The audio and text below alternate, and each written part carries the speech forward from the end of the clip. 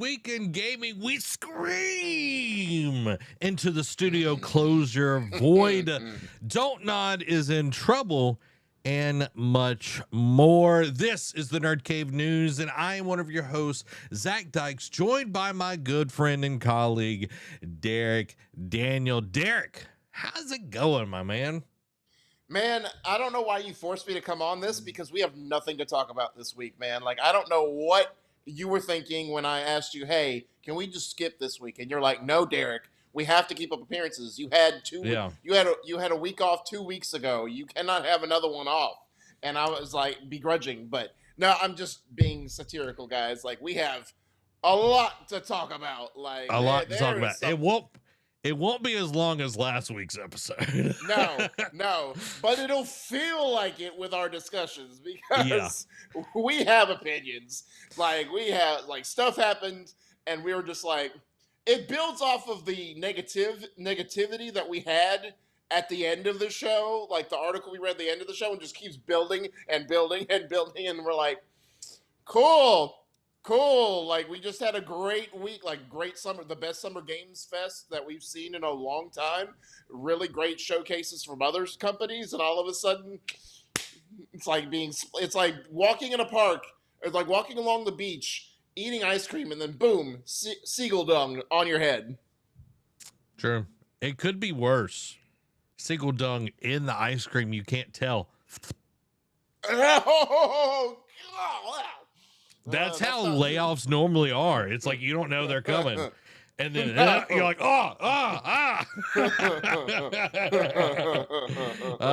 Amy says, what's up? What's up? Nothing to talk about. Yeah. Nothing to talk about. No news. Nothing interesting. Nothing to see here. Do not look at the man behind the curtain. I know nothing. I see nothings. But yeah, we got a great show planned for you, everybody. So get ready. Great for us, may not be great for the listeners. Yeah. In terms of what we're about to talk about. Yeah. If you want positive, well, mostly positive, go watch last week's episode. This week we are calling out corporate corruption and all the stuff that we are known for at this point, because it just keeps happening. It just keeps happening. The Nancy's are back in town. Yeah. Oh my gosh. So first off, I want to jump into what you're playing, Derek. I didn't ask you before this, but that look tells me everything that I need to know. Derek hasn't played a lick of anything. Nope, definitely not.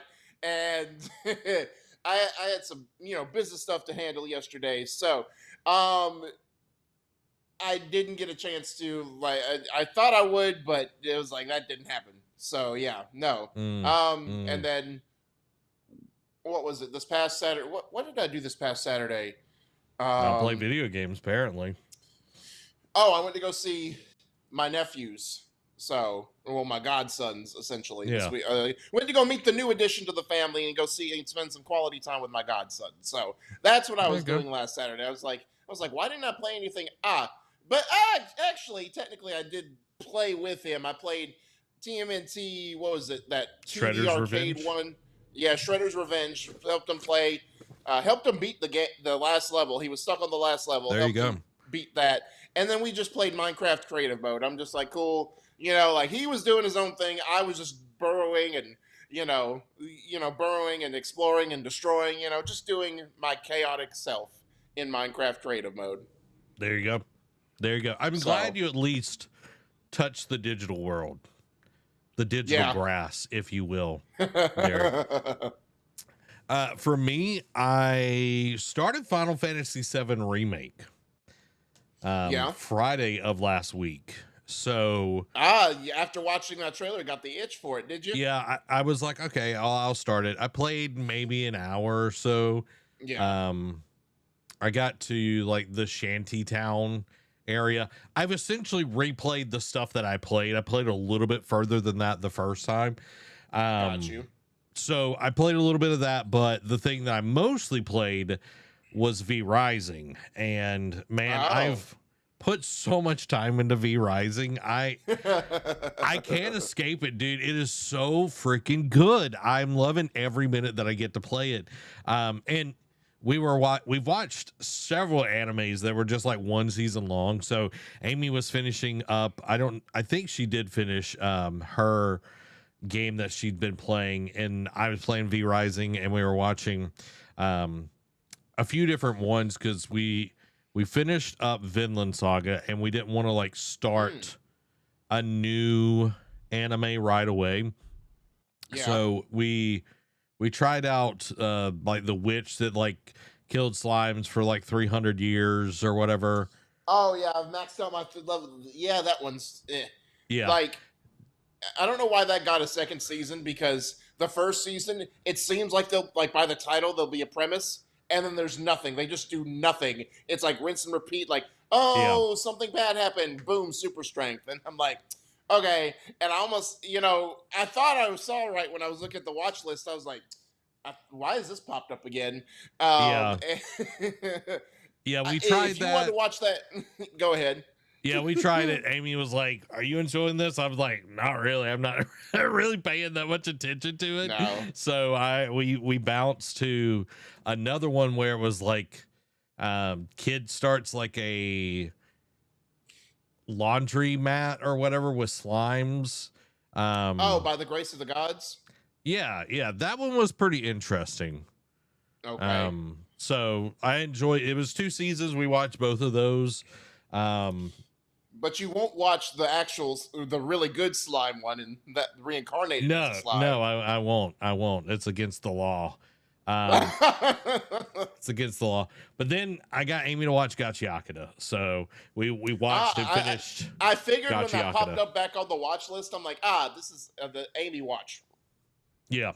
So I was like, hey, you would enjoy this. And Amy was like, you did not prepare me for this show. Because I was like, yeah, it's got funny stuff in it. Because I'm just thinking of that and like the action. And then it's like, oh, Amo. Yeah. And all of Yeah, these, exactly. I was like, yeah. Well, hey, to be fair, I didn't prep you for the Amo one either. So I just said, hey, watch Gachiakata. Yeah. So watch that, and then we have caught up with Ascendance of a Bookworm, season 4, the actual dubbed episodes and everything. So waiting on more dubbed episodes to come out and everything. Well, and it's going to continue because they just confirmed it's going to continue on through the summer, so it's probably going to be like a 24 episode season. It looks like. Dope. Amy said one word: jabber. Yes. She does not like jabber. She does not like jabber. Yeah. Well, guess She's what? like, It looks like he he's creeps gonna be me here out. to stay. Yeah. Can you believe? Can you believe that's the same guy who voices Hawks from My Hero Academia? That is crazy. That is absolutely crazy. It's like night and day. Like, Hawks is so chill. It's like if he wasn't upbeat at certain moments, you would just think like every day is 420 for Hawks, like just relax and just cooling, man. And then you see Jabber, and it's like, nah, night and day. Yeah. So we've been watching a lot of anime, and then we just started another one right before the show, the Warrior Princess and the Barbarian King. Okay. Yeah, started that because of Dan's recommendation, and it's got an interesting ending to the first episode. Oh, God, okay. I'll just say that. Just leave it at that. Yep, I'll just say that. So Maybe yeah, he is Hawks. Yep, that is correct. Zeno Robinson. Yeah, that's crazy. I forgot that it was Hawks. Joe says you got to watch Spider Noir. It's somewhere on the list. It's somewhere. I don't know where. It's on there. I watched. It's sort of like that. Just kind of triggered my Rolodex brain. I was watching like podcast clips of like this duo, and it's like, I forget how they got on the subject, but it's like, the last thing I want to do is hurt you. It's on the list. It's just the last thing. That's like my first thing that I want to do. Yeah. Inflict harm and And disdain. yeah, that's kind of my thing with you, Derek. Y'all Well, being mean. We're not being mean. We're being truthful. We're being truthful. Truth So tellers. yeah, we're being truth tellers over here. But yeah, so that's been where we're at. Y'all let us know what you've been playing. I know Amy said something. I'm trying to finish the last task on the librarian game. It is literally trying to jump and grab something, but I can't get it. Well, Amy, you know what not to do. You don't ask Zach if it involves jumping because he is terrible at measuring distance, as we know. Evidenced by the last Jedi, or no, excuse me. What was the name of the first one? Star Wars Jedi Fallen Survivor. Order. Yeah, Oh, that one. no, that was the set. Yeah. You know, I haven't died at all in Lego Batman from fall damage. so you know. Oh yeah, I've also been playing that, Derek, and I've been enjoying it a lot. I finally got the Bat Cave, like the real legitimate Bat Cave. I unlocked that at the end of the last stream, and man, this game is a lot of fun. And like if Mr. Gravity, thanks, love. If I if I wanted a little bit more challenge right now, I'm just enjoying the game. I'd crank up the difficulty, which would be like the normal mode on Arkham, and everything. But I'm just enjoying the game. I don't think actually died in any of the combat or anything like that, which, you know. So I'm liking it, and I got the 1989 Batmobile now, and apparently the animated series Batmobile is in there. So I can't wait to unlock it because I'm gonna be just driving it. Now, let me ask you this: since it's like pretty much like the greatest hits of Batman, essentially, is what this game is. Do they have different voice packs? Like, can you go from like Kevin Conroy, the GOAT, to other voices, or is it just like one singular voice that they have? Yeah, it's one voice for Batman. Like, it's someone specifically for the game. I'm not sure who it is, to be honest. But what is cool is with the Joker, because the Joker does change. I got to Jack Nicholson's version of the Joker, but you'll get like Heath Ledger's, and there's a different voice actor for each different Joker that you encounter. Interesting. Okay. Yeah. So, but yeah, Matthew Berry plays Bane. Do you know who Matthew Berry is? Isn't he from Friends? No, that's Matthew Perry. Matthew Perry. Okay. Yeah. He's no longer with us. I feel like Matthew Berry. I know, but I don't recognize it off the top of my head. What We Do in the Shadows. It was like the vampire show. He's like, New York City. That dude. Okay. You know what I'm talking about? Vaguely. I mean, I never watched the show. IT Crowd. Anyway, he plays Bane. So I'm super excited to get to Bane in the game and enjoy it. What's up, Michael? Hope you're doing well. What up? What do you mean on the mountain? I know I fell, but I didn't die. Just saying. Hadn't died. I fell, which isn't death in this game. Why do we fall, Master Wayne? Master Bruce? Back up. The size of a tangerine. There's so many callbacks, dude. I'm absolutely loving it. There's so many callbacks to so many things, and being a huge Batman nerd, where literally like my 20s was just consuming everything Batman. Yeah.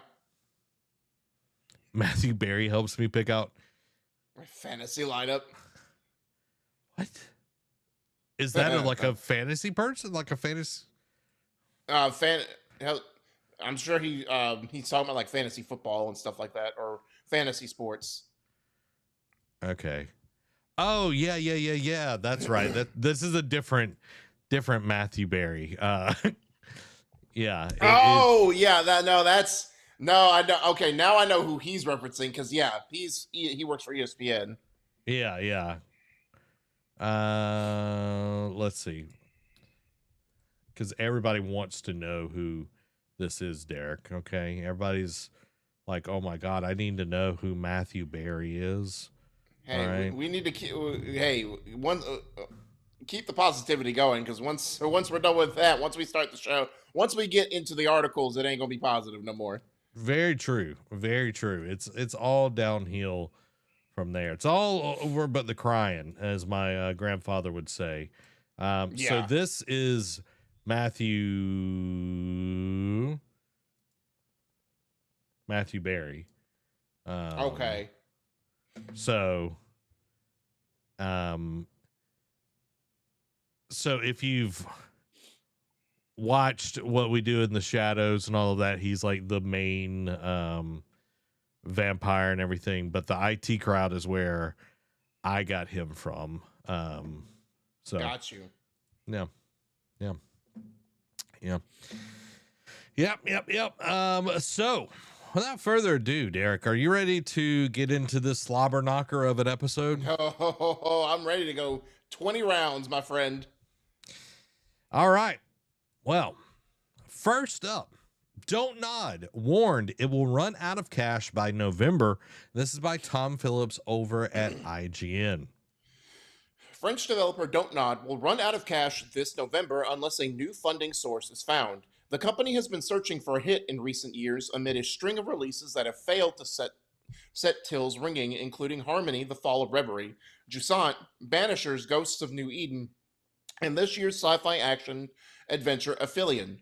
Now, Don't Nod has been warned it has 5 months of capital remaining unless further investment is located imminently. The company is part owned by Tencent, though auditors have revealed that the Chinese conglomerate is no longer interested in providing further short term funds. Quote, your chairman has informed us that he has been seeking additional financing for several months and that all avenues are being explored to improve the company's cash position. Whether through a capital increase or external financing for your game currently in development, auditors wrote. The company management informed us that according to its cash flow forecasts, without additional financing and taking into account, among other things, revenue assumptions related to the marketing of a new game at the end of April 2026, which was Aphelion, and cost savings that have not yet materialized, the company is expected to run out of cash during November of this year. Your chairman also informed us that following his requests, your main shareholder, Tencent, does not wish to subscribe to a capital increase in the short term nor contribute to the financing of games currently in development through co production agreements. Finally, your chairman indicated that discussions have been underway with some major players in the video game industry for several months, but that these discussions have not resulted in any structured financing offers. Given the situation, we have determined that the aforementioned facts are likely to jeopardize the continued operation of your company. Solutions currently being explored include funding from another major partner, launching the studio's unannounced next game sooner, which would be earlier in 2027 than planned, or assigning staff to work for hire subcontracting work on external projects. As of yet, however, no solution has been found. This is woof. You want to talk about like, and we'll get the second part of the story is all Xbox guys. Like we about to have an Xbox beat up Palooza over here because they are doing some rough things over there. And when you think okay, it could no one else is affected, right? No one else, everyone else is just hunky dory. Nope. Here comes Don't Nod, who is now granted. Yes, I know Jusant did pretty well. I know Banishers did okay. I know it went a little long in the tooth, like gameplay wise. Like the first like 12, 13 hours are really great, but after that it just keeps going, and everyone's like, okay, that I don't need 40 hours of rinse and repeat. But its heyday was Life is Strange, and it Mm-hmm. really hasn't been able to recapture that magic. It's tried. It's tried, but nothing that spoke to people on the same level that Life is Strange did. And I know they tried to bring back with, what was it, True Colors, I think it was, Yeah. and that did somewhat okay, but it didn't light the world on fire like the original one did. And but just for Tencent just to go, and I'm not saying they're sitting on they're sitting on a throne with like, like 50 developers underneath their umbrella. It feels like, and they're like, oh, who needs money? They haven't produced a worthwhile game in several years. Nah, they don't get none, Chief. They don't get a piece of this pie anymore. And it's like, wow, I didn't realize we were working, we were singing for our supper over here. I didn't know that's how that works. It is sad because I do think that they do have talented people that still want to make great games. I just think because of, you know, it was sort of like how Bungie was before, like before they just said, like with Destiny, like the Destiny IP, right? They did what they could for Destiny 2. They built up Marathon, they had all these ideas, and then they were like, all right, you're not doing Destiny 3. Destiny 2 is fixing to end support, or like end updates, essentially. Like, you're just going to play, if you want to, look, we'll still keep servers on, but Destiny 2 is no longer going to be getting new content. And so now, if you want us to survive, essentially, it's in one of the quick hits. Basically, if you want Bungie to thrive and survive, you have to support Marathon, and that event, and that is not going well. Just spoiler alert on that as well.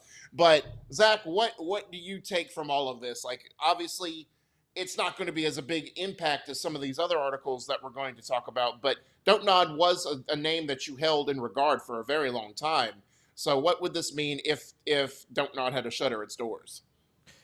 One, I hope Don't Nod figures something out. I didn't even know that Aphelion was out. I remember it getting Yeah.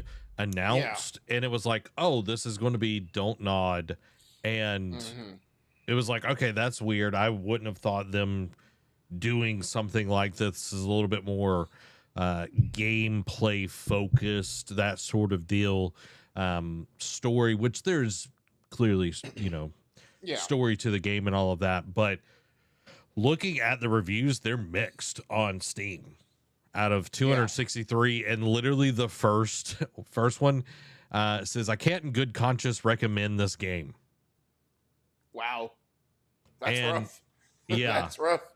yeah. So, and like Banishers, I thought looked interesting and all of that, but Yeah. when I think about this, because Don't Nod isn't the original makers of Life is Strange. They worked on Before the Storm, True Colors, and everything.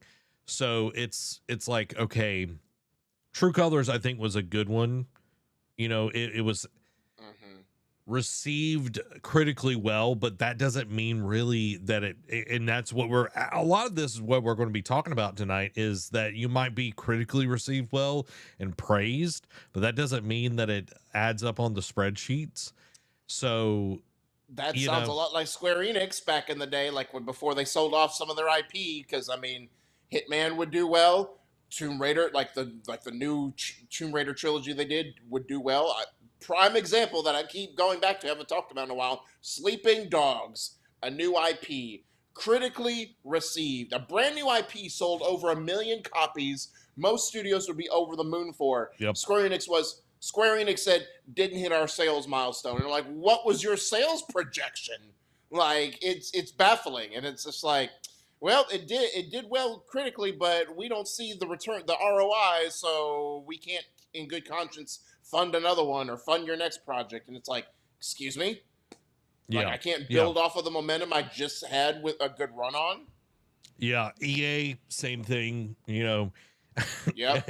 Anytime EA put out a oh my God, Dead Space, it was always Yep. crazy numbers. Capcom with Lost Planet did the same kind of Yep. stuff.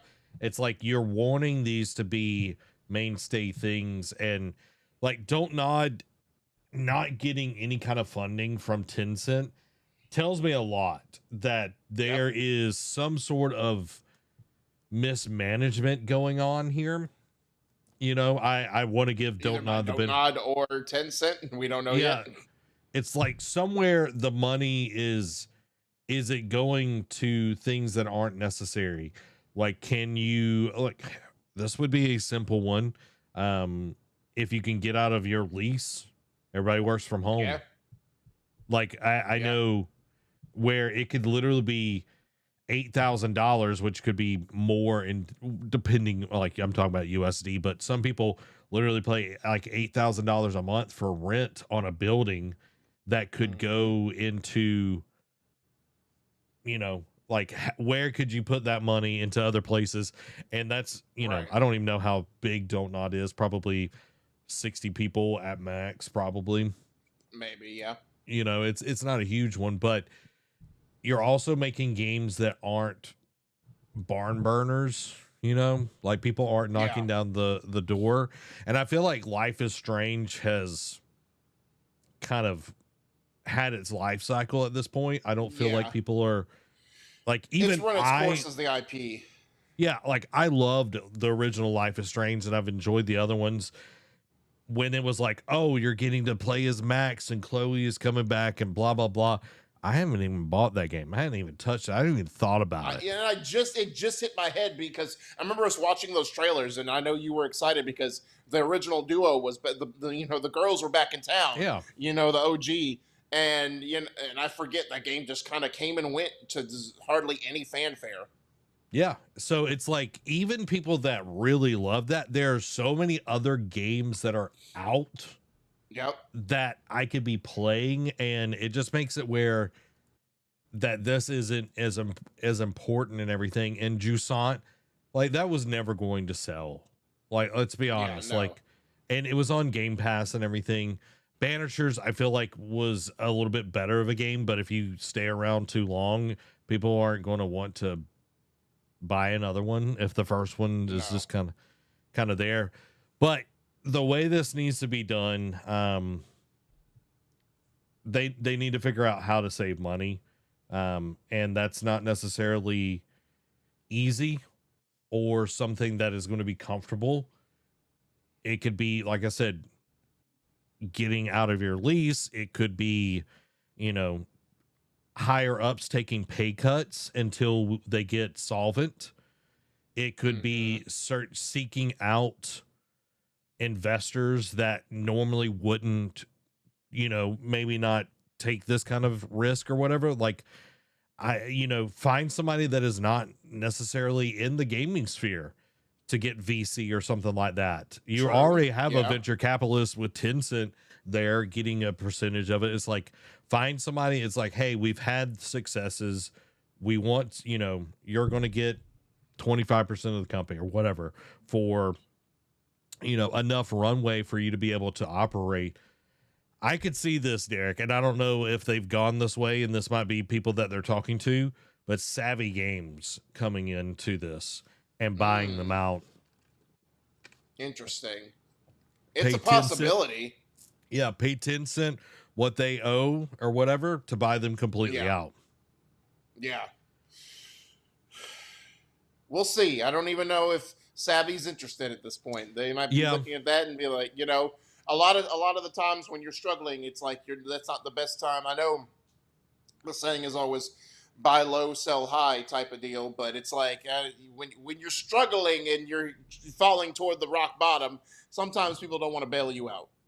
yeah, and I also find it weird that this is like out. You know what I mean? Like Yeah. we're getting to know this, that it's like, oh, they're in that like financial I, straits. I think they don't want to go the way of like how these other because it will, and I think it says a little bit about Tencent, the fact that it's like, oh, you're going to run out of money in 5 months. Well, let's just like pull the cord. You know what I mean? Let's just close you now before you go under. Because what are you going to do in 5 months? Nothing. It's like you're going to be mostly wasting your time, and by the time you figure out if you do get an investor or money, like you're going to have to figure out how to allocate sources and whatnot. So it'll be like another year and a half before you can start work on your next video game. So, but I do think it says something to Tencent that they didn't just pull the plug immediately. That they're probably trying to, outside of another company we'll get into in it here in a little bit. While touting its next game and seeing if that will entice people to buy the studio before they decide to just axe it. You know, they're giving them a chance, like, hey, this is out here in the ecosphere. Like most companies are just be like, oh, you're losing money, close them. You're about to be out of money, close them. So True. I don't know. It does say something at the same time. You could also be like, hey, how about the company that we own that's under our umbrella? How about we float them some cash to figure things out, you know, before they close by the end of the year? Yeah. Well, and But then you that'd be get, the easy route, and we don't do easy. yeah, true. I don't want to play devil's advocate for, corporation shareholders or anything like that. No. There is a point in time where business is business, Yeah. but for the people that don't nod, I hope that you find the funding that you need, that you get the runway that you need to operate and get things off the ground to continue to make awesome games. I think y'all are a talented group of people, and I think some hard decisions, and I think people need to go back to Awada, where he literally stopped taking a salary because he was like, I'm the leader and Yep. I want to keep as many people here as possible, so I'm not going to take a salary until we're in a good place and everything. Yep. Profitable again. So It's like, if you really want this company to succeed, then you need to make something put your happen. money where your mouth is. Yeah, and it's hard as well as, like, as a developer at Don't Nod, when there's all these layoffs, and the only other, like, big company that is there in France is Ubisoft. It's like, and they're laying off people all the time.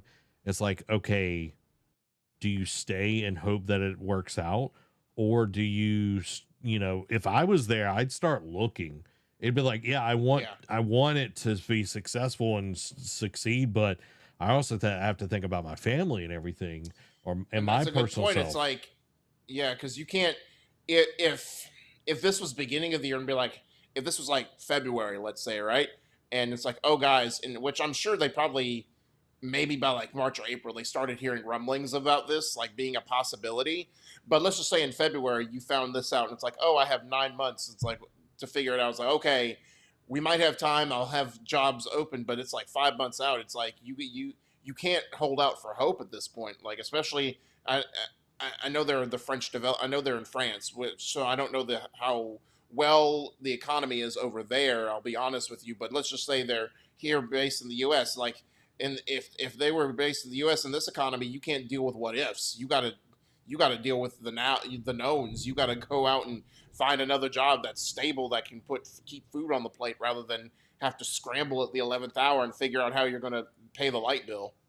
Yeah, and thankfully, like, over in France, like, if you are working, you pay in and all of this. Like, you have to have like an active job for so many years, like a few years. Oh, okay. But once you do and you lose, like, close down or get fired or whatever, like, the government will actually pay you until you get another job. Huh. What a concept. Yeah, it's a totally different system over there, but they don't make as much. You know what I mean? Because of those subsidies and everything. But I just hope for the people that don't nod, maybe they can go to Sandfall.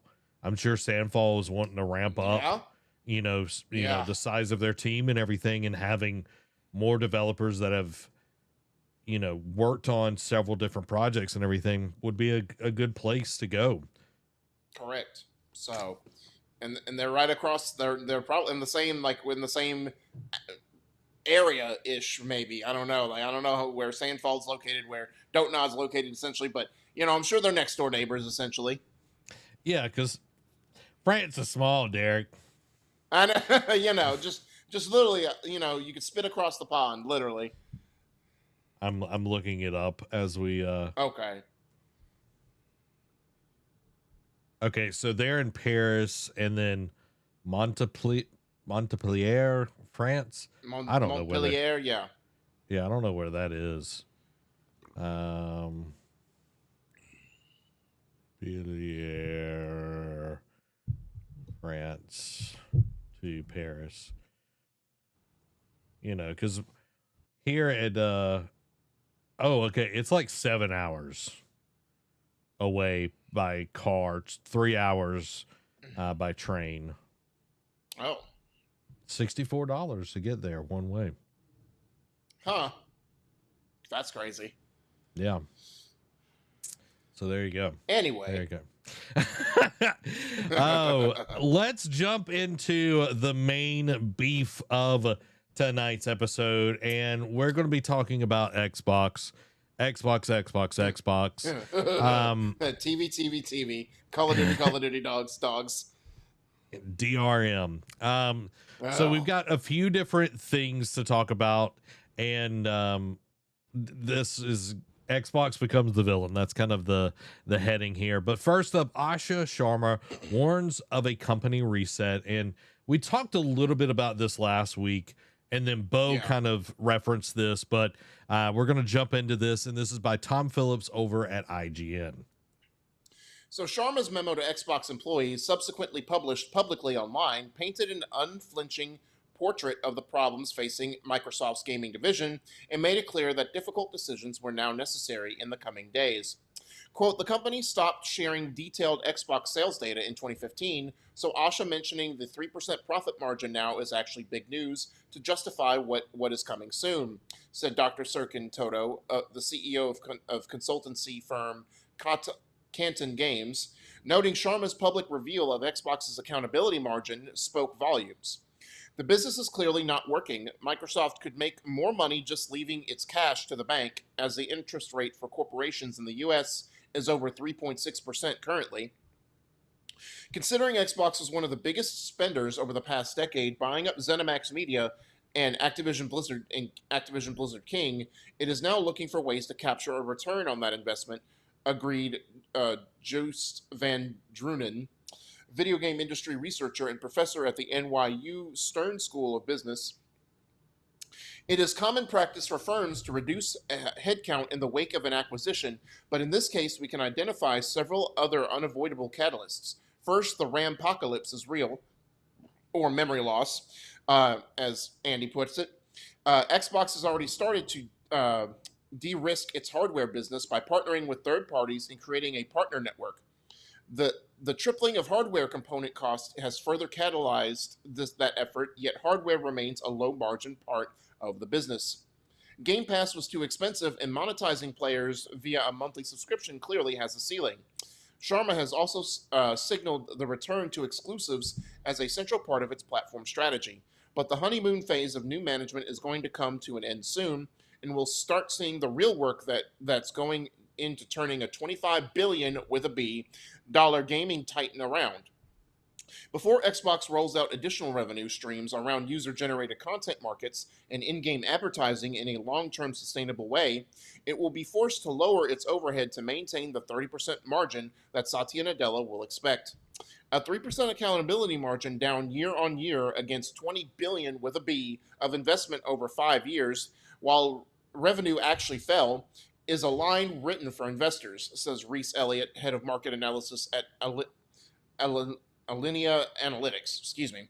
It's bad. My read is that the strategy becomes Xbox doesn't need to make all the games. The company will concentrate first-party spend on the handful of industry-defining entertainment-scale IP. The franchise is now extending into TV and film, and push the smaller indie-adjacent bets out to third-party partners instead of funding them in-house.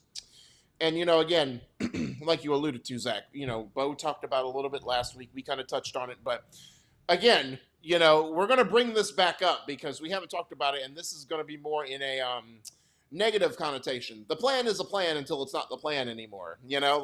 Obviously, and I forget who, I think it was Paris or something like it, or it was somebody on Kind of Funny. It's going to get bad and before it gets better. Actually, it's probably going to get worse before it gets better. And boy, is there some worse on the horizon. But obviously, yes, it's all about profit. And I mean, we're starting to see, maybe not starting, but we're starting to realize maybe it's actually, they've got a 50,000-ton gorilla on their back that is Satya Nadella. And maybe he, like, it's sort of like in the fourth, crossing streams here, like during the Fourth Great Ninja War, you think, oh, it's actually Toby. Nope, it's Madara.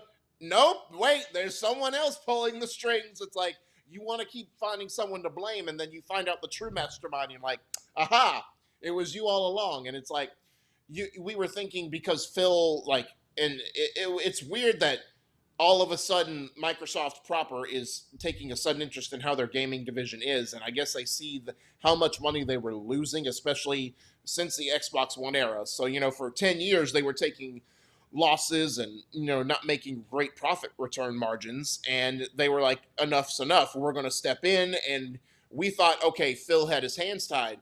Well, now it's like Asha's coming in and she's starting to make great interest, but we're seeing Satya pulling the strings behind the scene. It's like, all right, good, you're going to do as I say, dance puppet. It seems like now she seems like she's still making or wants to make great decisions for the future of the company. And again, some of that is going to have to include some layoffs, some cuts, some decisions we're not going to agree with. But at the same time, it all comes at the behest of Satya Nadella wanting this ungodly 30% profit margin from all its game studios, which again is not the industry standard. Yeah, it's 15 to 17% is the normal thing. But devil's advocate here, not every company invests the same kind of money that Xbox has been doing, and we'll get a little bit more into that here in just a minute.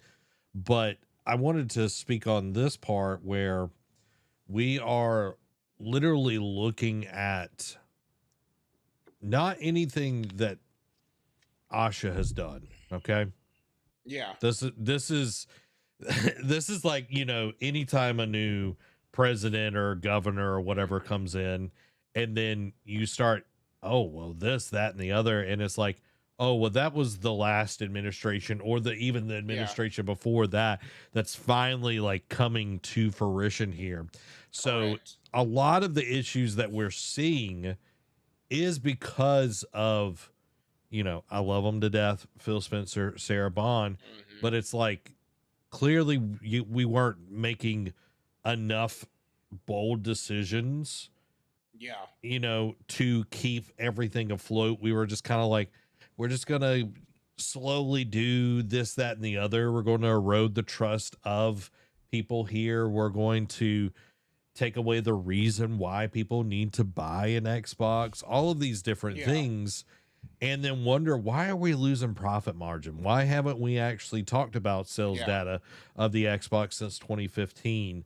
Yada, yada, yada. And it's like, I feel like also during that time, it was like, people are like, oh, console wars are dead. It's like, yeah, because the PlayStation 4 just wiped the ground with the Xbox One, and then the Switch 2 came out, and the Switch, and crushed as well. So I think Asha has a very non-enviable position.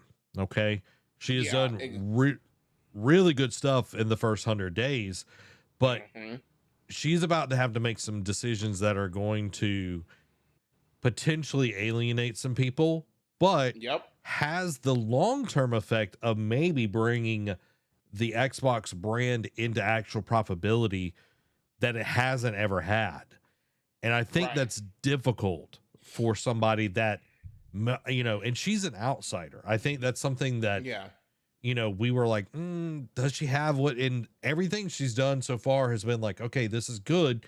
And then we get to this where it's like, oh, like what's going on here, And that's why I kind of put the title as Xbox becomes the villain in order to become the hero down the road. Because again, like, yes, they will do some things that we will question, that there will be some things that we curse them for. But at the same time, if it ends up coming out, if they turn into the phoenix that rises from the ashes, it will, I won't say all be worth it, but it'll at least be an understanding. Like, we'll see, there will be a light at the end of the tunnel through all this chaos. Yeah. One of the quotes that I cut from this, and y'all can go, I highly suggest going and checking out all of these articles on IGN or VGC and all of that. They were going to be reading every episode. But it was like, it feels like they're about to bulldoze through all the studios and only keep certain things. And it does definitely feel like we're about to cut the fat, if you will. Yeah. For lack of a better term. Yeah. And it's like, okay, we're going to be cutting stuff and focusing on things that have the potential to make us most money. It's super, super business like and not art. And that's what we're, you know, what we're really getting down to is like, this is not for the art. This is for the business. No. Yep. Which brings us to Microsoft CEO offers comments following reset memo. And this is by Michael Kripe at IGN. So Satya Nadella commented on the state of the Xbox in 2026 during a recent conversation with Hard Fork. No one can accuse Microsoft of not having invested for the last 25 years, Nadella added. Now we have to turn this into a sustainable business that delivers what is fundamentally one of the best sources of entertainment still. Still, the challenge we have is we've not been monetizing that entertainment, he said. In fact, if anything, we've been subsidizing that entertainment. There's more monetization of Xbox games happening on YouTube than at Microsoft, Nadella added with a chuckle. So that doesn't mean we go do things that are unnatural. We want us to do what is really our job, which is to build great games, build great hardware, but we've got to do it in an economically sustainable way. And again, while I think Satya is the real villain here, he does bring up a good point. It's like when you're getting more monetization on YouTube than your whole platform, it does say something about the state of your economic. And again, to play devil's advocate, yes, like over the last 25 years, no one has invested more than Xbox, especially during the end of Xbox One going into the Series X and S era with all the acquisitions. Like again, I remember right before pre-orders for the Series X and S opened up, literally the day before, the morning of, they were like, hey, we bought Bethesda. And they're like, excuse me? And like everyone's like, friends like, oh man, we about to get Elder Scrolls, Fallout, all these great games from those libraries. And they're about to be, they weren't all going to be exclusive, but it's like, oh, they're going to be Game Pass, day one, all that kind of stuff. So the future was looking bright. And then they bought Activision Blizzard. And it's like, okay, say what you will about Call of Duty. It's still one of the biggest IPs in the gaming sphere to this day. And, you know, you have, Activision doing their thing with like Diablo coming back strong, stronger than ever. Overwatch making a comeback, dropping Overwatch 2 and going to just Overwatch. And then again, just Activision doing other things. And yes, did those studios get affected by downsizing, studio closures, all that kind of stuff? Yes, they did. But that's the price you pay. Like, again, if you spend all that money, not saying it should be justified, but you got to look when you're looking at spreadsheets and be like, can this sustain us? Unlike, and I don't mean to make this comparison because it's Microsoft's a massive corporation versus Dontnod, a very small studio, but it's like, we don't want to be Dontnod. We don't have to be scrambling for cash 5 months away and 5 months out from closing our doors and shutting off the lights forever. So they have to think about it in the long term. But at the same time, it's going to get worse before it gets better. Yeah. And I feel like Microsoft is pretty much saying what Tencent is saying. It's like, hey, I'm going ahead and warning you now. Money's going to dry up. You need to start making your own money. You know what I mean? Yeah. It's like when a parent is like, hey, you need to go get a job. You know what I mean? Exactly. It's like, all right, you're 18, you just graduated high school. It's time you started making your own income because we ain't paying we ain't gonna pay all this college tuition for nothing. Yeah. It's like, or pay your college tuition at all. Yeah, pay your college tuition. You got to start paying rent, whatever it may be. Your own insurance, blah blah blah. I think that's what Microsoft is doing here, and they've invested like in the last 5 years, $25 billion with a B into Xbox. That is not including the acquisition costs that we've seen as well. So that is a huge, like when you look at that, that's almost $100 billion that has went into just trying to make Xbox work. And that's insane when you really get down to Yeah, it. It's insane how much money. 1,000%. But when you look at this as well, it's like, okay, I feel like we've created a situation that is almost untenable. Yeah. You know, like Microsoft has babied and coddled Xbox so much where they haven't had to make these hard decisions. You know, we've seen studio closures, but most of those have been because of poor game releases. Tango Gameworks is like the one exception that we've seen in the recent years. But when you think about this, it's like, okay, we've seen over the last few years Nadella like complaining about Xbox and everything, like y'all need to start making more money, and Amy Hood as well, like she was with him on that, which she's like the chief financial officer over at Microsoft. And it's like, okay, y'all need to start making money. And then it just, I don't know, it's a really weird position, and we're about to get into some other things, but I wanted to throw this to you, Derek. If you were in Xbox right now and you had all the power to make any change that you wanted to, introduce anything that you wanted to try to make money, what would you do to try to make Xbox an actual viable place?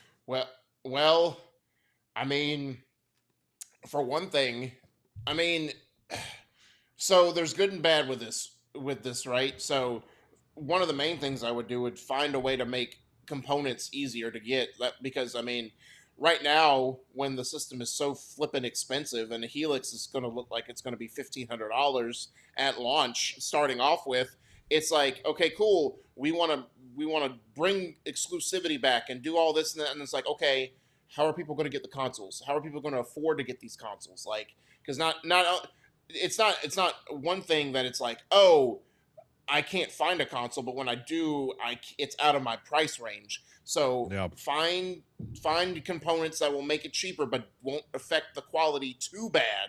You know, make it more affordable, because I mean, I think it was, what was it, Best Buy or Target that stopped when Xbox raised these prices like the second time in like 6 months.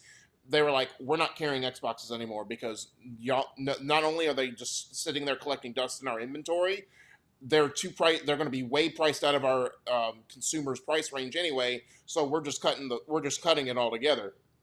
So not only if you find one can you afford it, but also in order to, and you know, it's weird what they chose to, the two games they chose to put their hat on for to start this exclusivity run, right, with Gears and Clockwork Revolution.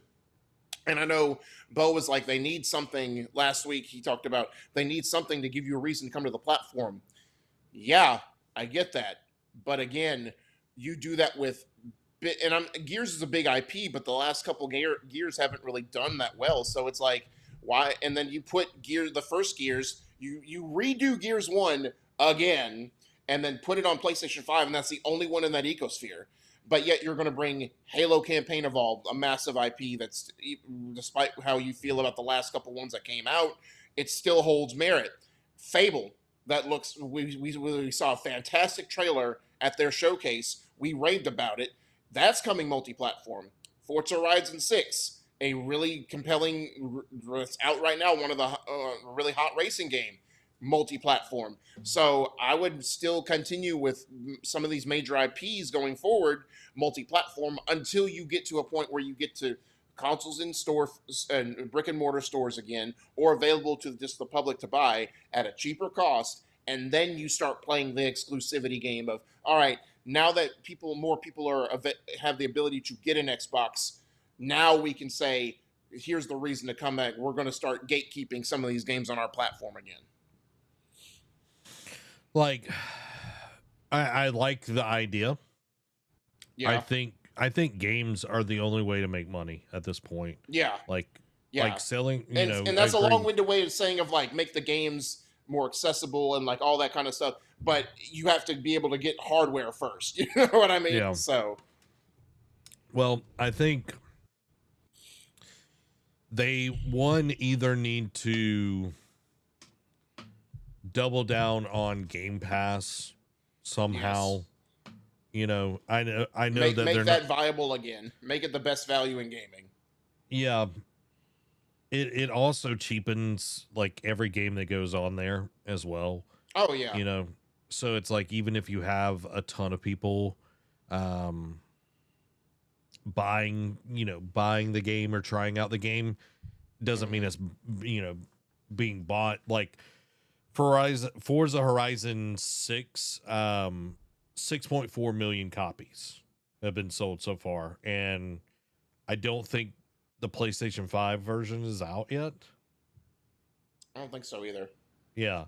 So that does say a lot. 325 million in revenue in a week of release. That's pretty freaking good. Yeah, exactly. And all you have to do is go to take it to Japan. Go to Japan. Yeah. You got to put out games people want to play. And I think that's the thing that Xbox has struggled with in the last 10 years is they haven't really had that many great games. Nothing that is like just like, oh my God. Up until last year, like they started getting momentum last year, with all these releases, but yeah, you're 100% right. It's like they haven't had great. I mean, it was sort of like even the PlayStation 4, as great as we remember it, right? It took it a minute. Like it wasn't until about 2016 to where a lot of these big games started dropping, like with Uncharted 4, then Horizon, then God of War, then Spider-Man, and we can go on and on. But yeah, it took PlayStation a few years to get off the ground before it started, hitting home runs left and right. So Xbox is doing that same approach, even though it's more toward the back half of the console life cycle at this point. But better late than never. So if they can continue building off that momentum, and I mean, it's funny. I know Fable's going to be early next year, right? But within a calendar year, we're going to have the four pillars, the four horsemen from the 360 days, which is Gears, Halo, Fable, and Forza. So yeah. And I think that's important to show that we are going to be getting games. And I think when it really comes down to it, Derek, no one's going to buy Helix. No one's going to buy Helix if it comes out in 2028 with it being that much. And it's only supposed to get... Especially when Steam Machine will be a thing. Yeah. So why not make this console generation last as long as you possibly can? True. Because I know there was a rumor, it hasn't gained any traction, but there was a rumor I saw, what was it, last week, earlier this week, that it's like Helix might be targeting a 2027 release. I'm like, no, that is the worst thing you could do right now. Like, you will literally kill any kind of momentum you have as Xbox. Yep. You will literally kill, because you're about to splinter once again your whole entire fan base when I think it's Pear said some number. No, that was PlayStation 5 has like 90 million in the wild. Yeah. But it's like, we don't even know how many Xboxes are out there. So it's like, you need to take advantage of all the people that have the Xbox Series X and S and the people that are playing on their PCs. Like, you need to do something that really gets them buy into the ecosystem of Game Pass. And it's not necessarily more games. It's not necessarily, you get Discord Nitro. I don't give a crap about that. No. Is there a game that I have to play on there? That is the only thing that gets me wanting to play anything on Game Pass. And the only thing that I want to play on Game Pass is Gears of War E-Day and the new Doom DLC that's coming out. Yep. In a few weeks, actually. Yeah. So like that right there is like, oh, I got to get Game Pass again so I can play these games and enjoy them. That's what you need to be doing. And also getting people to just buy the games. So there's a lot that can be happening here, but I don't know if they know what they're doing. in some ways. You know what I mean? It's like Yeah. when you talk to gamers, you're just like, oh yeah, this is what you need to do. And apparently they're going to try to shove more ads onto games or whatever, or Okay. Good luck with that. it'll be kind of like how EA Sports did with Fight Night and all of that, but I think maybe Oh yeah. onto the console, like when you're in the menus and all of that. And it's like, I'm sure that brings in some, couple $1,000,000 a year or whatever. I don't But know. will it really help you? Will it really help you break even though? Let's be fair. It No, won't. but a few $1,000,000 here and there definitely helps the bottom line. But yeah, Yeah. I don't think I think there's a systemic issue here with they just need to make more freaking good games. Well, as our next article talks about, they want to speed up certain IPs.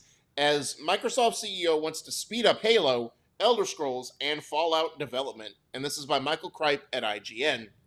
A new report has claimed Xbox CEO Asha Sharma is speeding up development on new Elder Scrolls, Fallout, and Halo games as Microsoft considers restructuring or spinning off its gaming branch. There's no word on how exactly Microsoft intends to allocate resources to speed up the process of delivering new games in each series or when new installments would be intended to launch. It's also unclear if the move would result in the fast tracking of long awaited mainline entries like The Elder Scrolls 6 or Fallout 5, specifically, or maybe spin offs or remasters such as the rumored Fallout 3 remaster. These are all titles Xbox publisher Bethesda Softworks has talked about in the past without assigning any sort of release date, meaning they could still be many, many years away even if they are prioritized. The information reports that Microsoft CEO Satya Nadella and CFO Amy Hood have given Sharma the green light for extra spending when it comes to bringing big games to Xbox this fiscal year. However, the site sources say the budget could be changed. And Zach, this is the first kind of warning bells that kind of went off in my head because where have we seen because we'll get into the thinking process here in just a minute with some of these studios, but where have we seen this strategy kind of sort of take place beforehand? Oh, wait, they own that studio now in Activision Blizzard. Activision, it's like, well, Raven, just to name a few, the short list, Raven Software and Vicarious Visions, really great game makers, but it's like they weren't making the money that Call of Duty was, so Activision was just like, hey, y'all are talented, y'all do some great work, but we can't fund you, but we're going to fund you to help make Call of Duty. Yep. So I feel like when we get into this, like some of the studios that could be on the chopping block / could be in trouble, I feel like there's like, hey, a lot of you are talented. We might not keep you as a studio, but we'll just redirect you to support studios for Halo, for Elder Scrolls, for Fallout, for whatever other big IP that will make us money and we want to push, and get out the door faster. Because what this article, the article, one of the main things I wanted to point out was, and I don't remember if Bethesda has mentioned, Fallout 5 is a thing. Like, I know that Fallout 3 Remastered is more of a thing than Fallout 5 is, but my God, the Elder Scrolls 6, and this is, I know we don't really live in this era anymore, but man, my God, it was 2017, 2018 when they first just talked about the future. It was like, hey, cool, this is what we got down in the pipeline. We've got, Fallout 4, then we've got Starfield.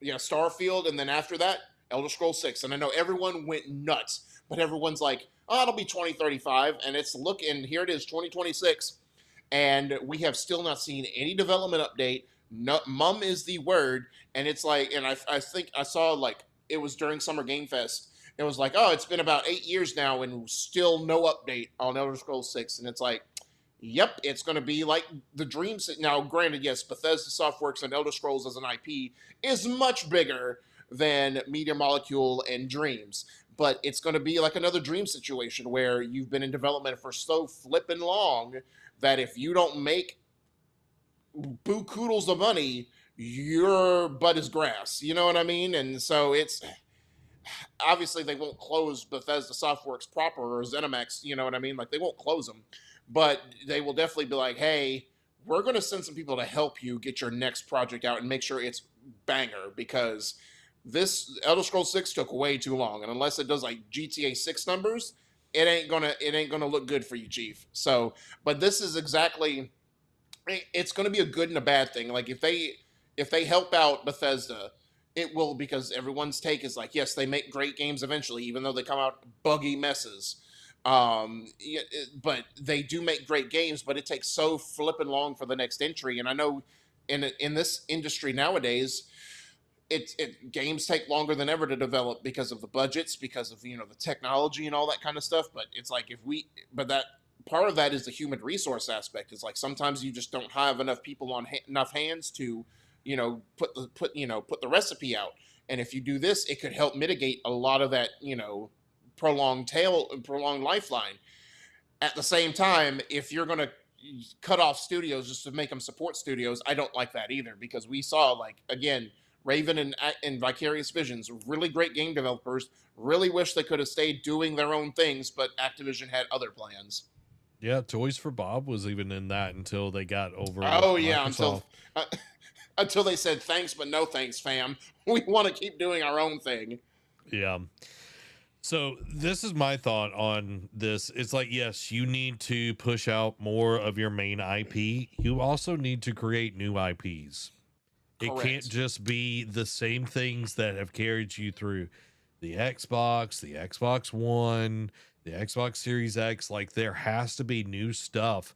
Like, look at, like, yeah, we have, been getting a lot of either IPs that have been around or whatever for a while over at PlayStation, but it's either reinvented itself or we've introduced new stuff. Like Last of Us was like the last thing on the PS3, and then now we're getting Intergalactic, the Heretic, whatever, and then Heretic Prophet, yeah. Heretic Prophet, and then Housemarque comes with, oh, we're going to do Returnal, and it's big, and now they have Soros, and like they could have stayed within like the Returnal universe or whatever. So Yeah. it's like you need to have these things, and like, yeah, you could say, oh well, Obsidian's been doing a lot of great stuff, and it's like, yeah, but it hasn't Yeah. sold well. You know what I mean? No. Like They put out 3 games last year, and did any of them do astronomical numbers? No. They No. were solid. 2 of them were solid B tier games. That's not that in this day and age. That's not going to be good enough. No, and here's my call, Derek. I'm making a call right now. Obsidian will become a Fallout making studio. They'll go back, they'll make a Fallout 3 remaster or New Vegas remaster, and then they'll go to 2. If they can put out 3 games in a year, then they could be working on these big projects, because, why not? Fair point. Because, when you think about it, it's like they put out Avowed and Outer Worlds 2 in the same year, 2 massive, RPG games. And then Grounded 2, which was like, it's a smaller title, but it still is like people love the first one. Yeah, it's like, well, why aren't you working on a franchise that actually makes money? Yeah, I'm saying this from, like the mind of like, yeah. If I was the boss, okay, y'all made one of the best Fallout games ever. All right, let's get a remaster out there, and then let's get a second one. Yeah, and And again, you kind of, Avowed was like your Elder Scrolls game, and when Outer Worlds 1 came out, everyone saw the bones of New Vegas in there, right? So it's like, just marry those two together and make a flippin' Fallout game. So it is what it is. Like, again, there's so many different branching paths and different ways that these studios can go, and Microsoft can go to steady the ship and make it a great business again, but only time will tell. Yeah, because the storm has to come before there can be, peace in the valley. Yep. But before we hit that, rainbow. before we hit that, if you haven't already, make sure to smack that like button so we know and YouTube knows that you have enjoyed what you've been watching here. It helps us out a lot. So, Derek, the storm, it's here. It's right Yeah. above us. And this week has been a roller coaster of a To lot of say different the stuff. least. So Xbox Studios Compulsion, Double Fine, and Ninja Theory facing closure, it's claimed, and this is from Andy Robertson over at the VGC. So that's according to Bloomberg, which first reported the news and corroborated by VGC's own sources, who indicated that Compulsion Games, Double Fine, and Ninja Theory are among those in active negotiations to spin off from Xbox. The Xbox studios are said to be at risk of being shuttered, but have the opportunity to buy themselves back from Microsoft and go independent, though employees are likely to lose their jobs as a result, according to Bloomberg's Jason Schreier. Quote, employees at several studios have been informed of the situation and given permission to seek new work, but were told that the status of the studios is still in flux.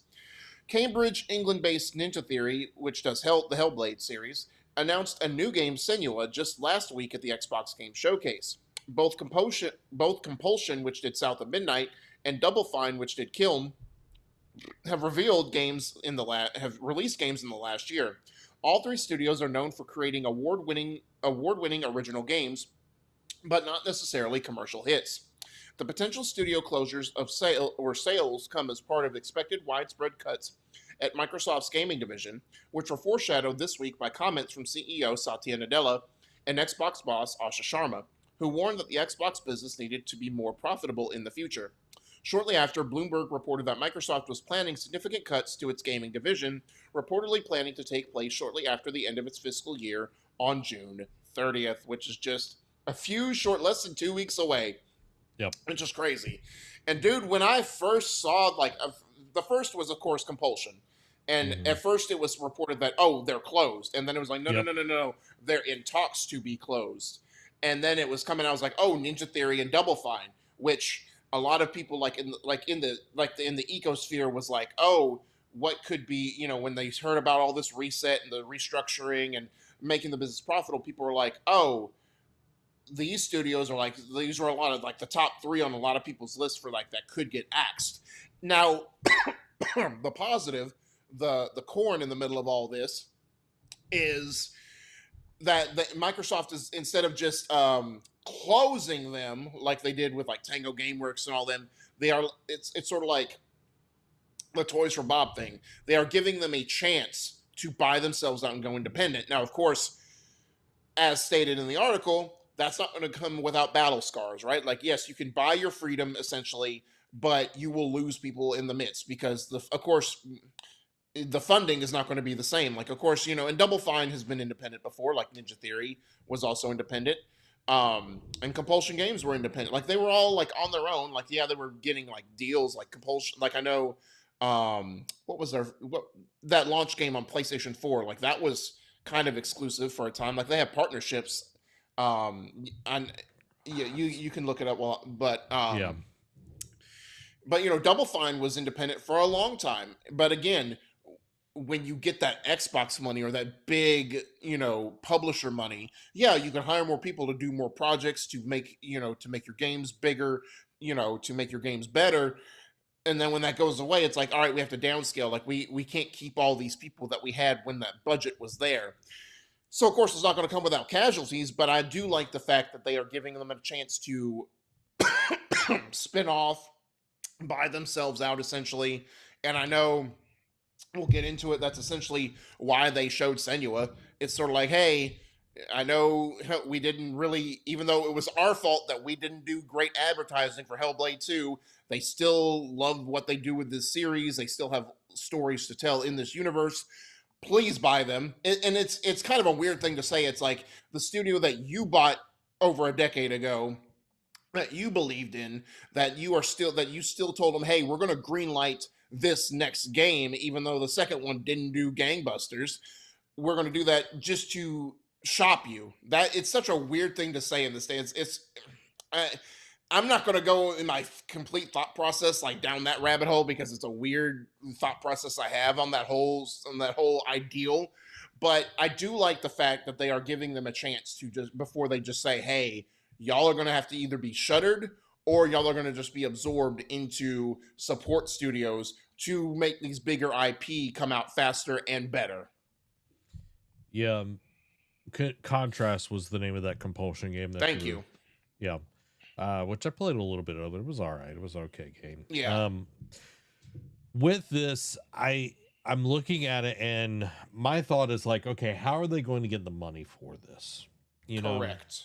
because they got bought out and everything, and a lot of the people that might have founded the studio, I know Tim Schafer is still with Double Fine. I love Tim. I think he's awesome, dude. Yeah. Makes cool games, great ideas, but I don't really know much about Compulsion or Ninja Theories, like founders, if they're still there or anything like that. Yeah. But when you think about it, it's like, okay, are they going to have to get some sort of funding to do this? What bank is going to give crazy loans to buy themselves Yeah. out? I don't know how much they were bought for, but I'm sure it was a couple million each, easy. Yeah, they didn't disclose that. It wasn't as grand as Bethesda or Activision. Yeah, so it's when you think about it, it's like, okay, we could buy the name. That's essentially what you're buying, is the name to whatever. Exactly. But it's like you are going to not be able to keep anybody almost, you know? You've got the Yeah. name. I don't know if the rights are coming with that. You know, are they going to do what they're doing with like Toys for Bob, where it's like, okay, Yeah. you're free, you know, you're on your own, but we will rent you our IPs and you can keep making Spyro games. Because it's not in the same wheelhouse as IO Interactive. When IO split off from Square Enix said, "Oh, you can have the Hitman IP." That's a rare case. Like most of it, it's Yeah. sort of like when you, again, crossing streams. It's sort of like when you go to a sports team. Like when a big free agent goes to a sports team, like they acquire, trade for him, sign him to a massive deal, whatever their iconic number is. If someone else is wearing that, like depending on the level of athlete, like most athletes, like if it's like a bench warmer, they're just gonna like, hey, give me your number, kid. I'm not giving you jack. But if it's like Yeah. another prominent star has the same number as this other star, it's like, all right, how much do you want to buy it from me? How bad do you really want this number, type of deal, you know? Yeah. Yeah. So I don't know what they're going to do in that regards. I hope that each one of these studios is able to get out, and if they are Yeah. able to get the IP rights to, you know, South of Midnight, you know, Psychonauts, any of the things that Yeah. they've made with, you know, in their time and all of that, you know, of course, what you kind of already talked about it with like Senua and everything being announced at the Xbox showcase. Is like Mhm. clearly like that is a move I think, you know, they're thinking about. Is like, hey, if you buy them, you know, if they get out or whatever, then you get the IP with it and everything.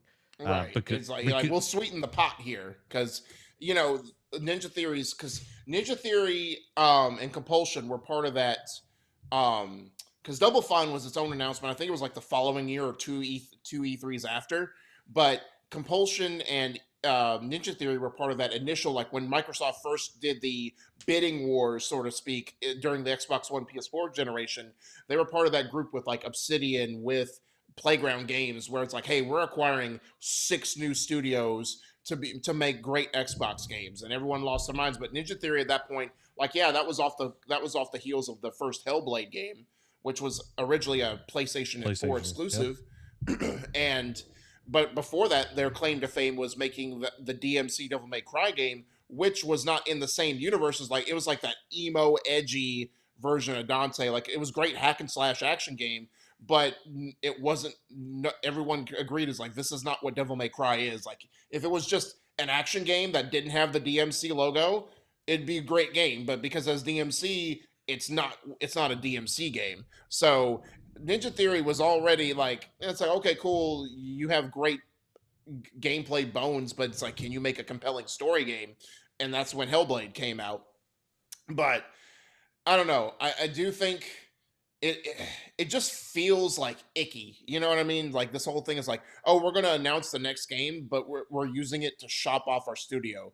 And now again, like, and you know, you brought up a good point. It's like, cool, like, yeah, if you get out, what will it cost you? Sort of like the Infinity War thing. Like, what did it cost you? Everything. Um, what would I'm gonna throw this to you, Zach? What would you rather see?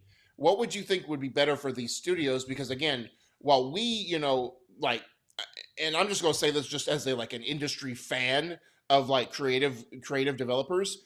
If they've kicked Tim Schafer to the curb, we all riot because Tim Schafer is a precious gem to the industry. Like Yes. he must be protected at all times. Like, do not treat this man like any other Joe Blow and kick him to the curb. Like, you may close the studio, but you need to keep him on to do something. You know what I mean? Even if it's like creative support, do it.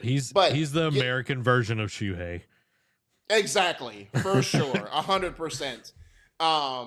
So he getting back on track here. What would you rather see for these studios? Because again, while we had our qualms about the combat of South of Midnight, the story and the setting were really great in that game. That was definitely the shining gem in that game.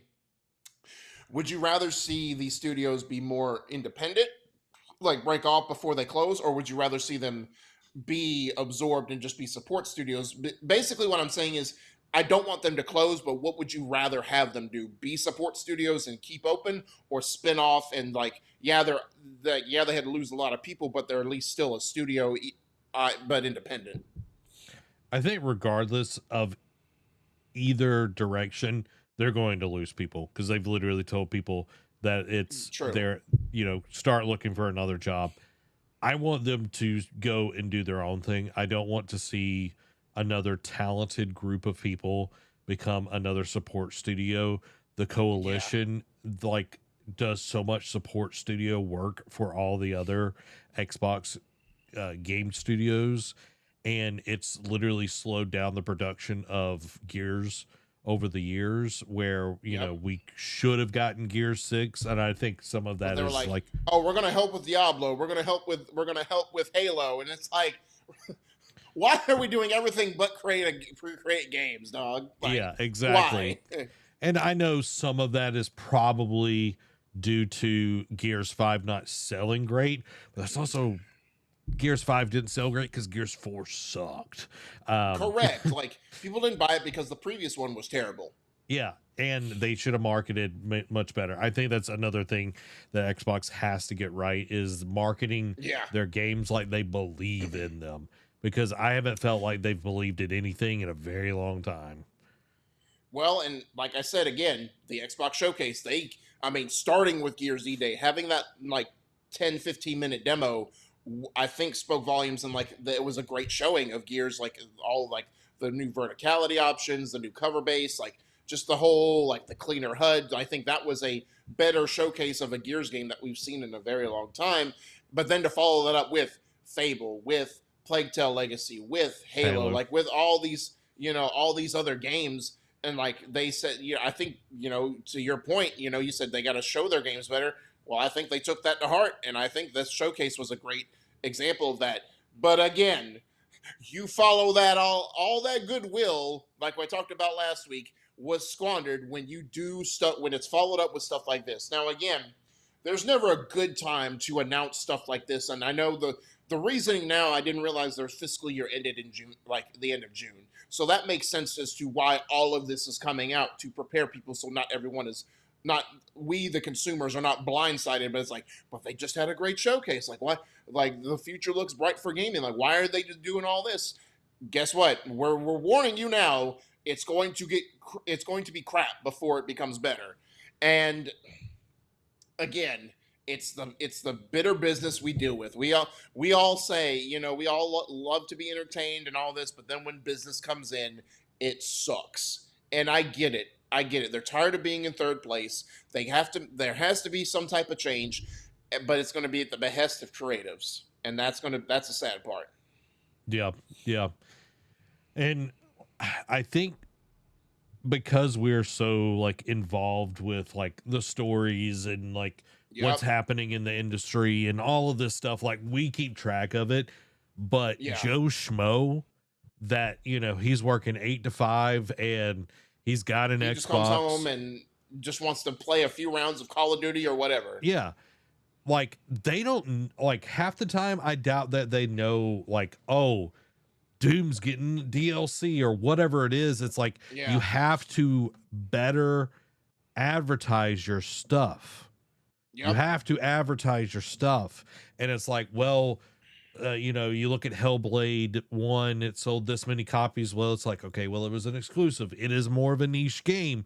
But to Yeah. not have any kind of really like ad campaign for the second game Yeah. really It- speaks a lot of volumes why it didn't do well. right. Especially like, because, the last couple months, you start ramping it up, and then a month, 30 days out, you really push. You really just drive it home that this game's coming out, and you wait essentially the 11th hour in video games, like 2 weeks before the game launches, to even start advertise or like show any kind of advertisement is crazy work. And then you turn around and be like, why didn't this game make money? Talk to your marketing team. Talk to the people who approved this lack of marketing to go through. Like, point the Well, finger at someone else. Don't point the finger at Ninja Theory. well, and it's like if you really wanted to do this in an effective and cost effective way, then you would like you don't have to have these crazy high production showcases. I love them. I think it's cool to Yeah. see all of that. But It's like the E3 nostalgia factor. yeah, it's like you need to get some people that are really like excited about them, like the games, whatever it is. It's like, oh, somebody that really enjoyed whatever it is, enjoyed Starfield. Have them talk about the last update and like really drive that home, and then it's coming to PlayStation 5, and like have something that goes out there. Also, when a game like it, I feel like Nintendo is better about this. They love showing off their games. They'll do a direct regardless. Yeah. And I feel like PlayStation on their bigger games will, Oh, yeah. but I feel like Xbox needs to do a better job of like, okay, we're having an Xbox, showcase on Gears, Yeah. and not the, oh yeah, the footsteps and the echoes and all of this. I don't freaking care. Show me the gameplay. Show me the cool stuff. Show me 20 minutes of Horde Siege mode. Yeah, like show me that kind of stuff. And that it's like you don't have to go crazy on the production value as long as it looks and sounds good. And Yeah. most of it, all it has to be is gameplay. That's Right. all it's got to do.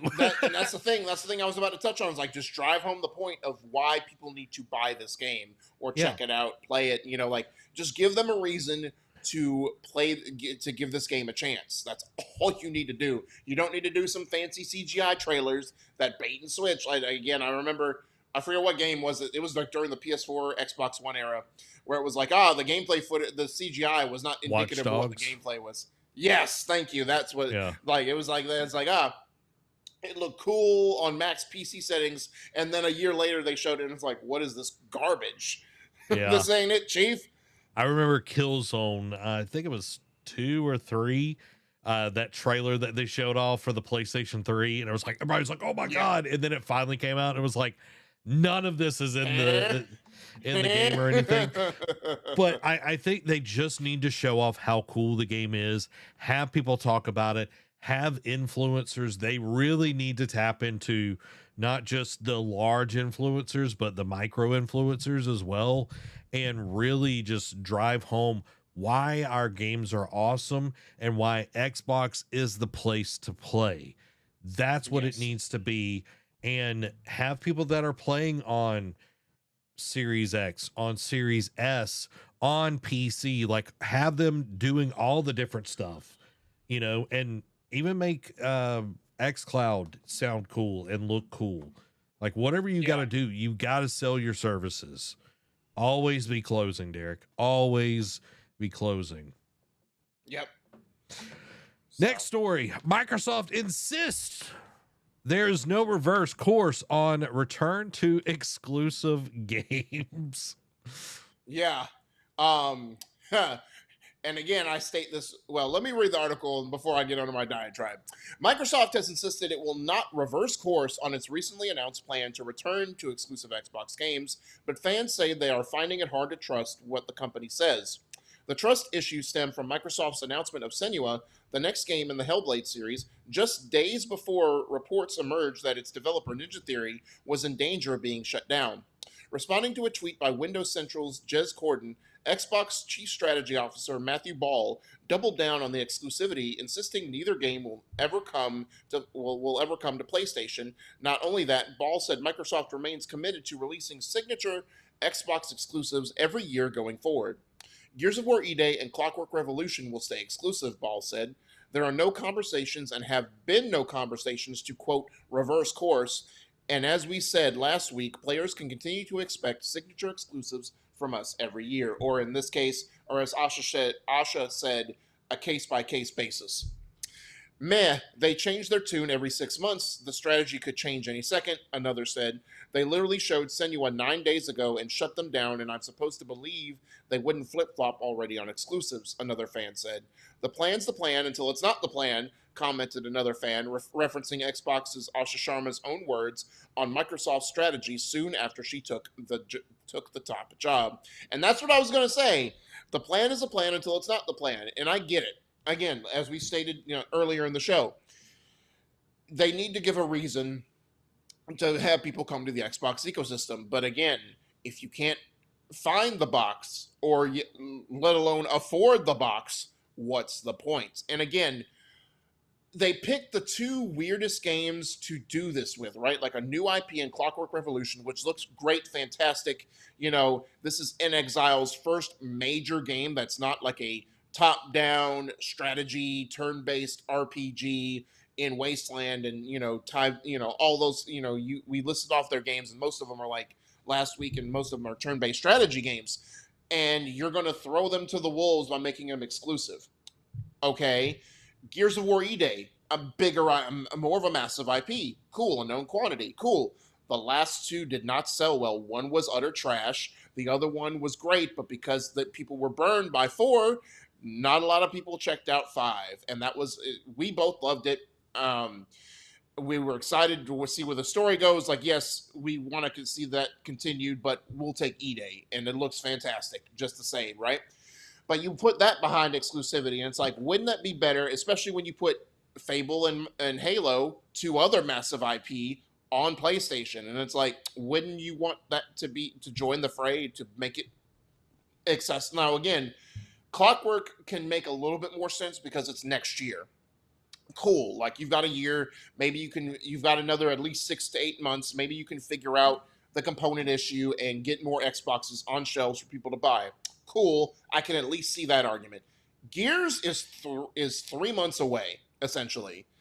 And you're going to lock it behind an exclusivity wall and not really give it a fighting chance. But then when it doesn't sell, you're going to look at it as like, well, you didn't make a great game.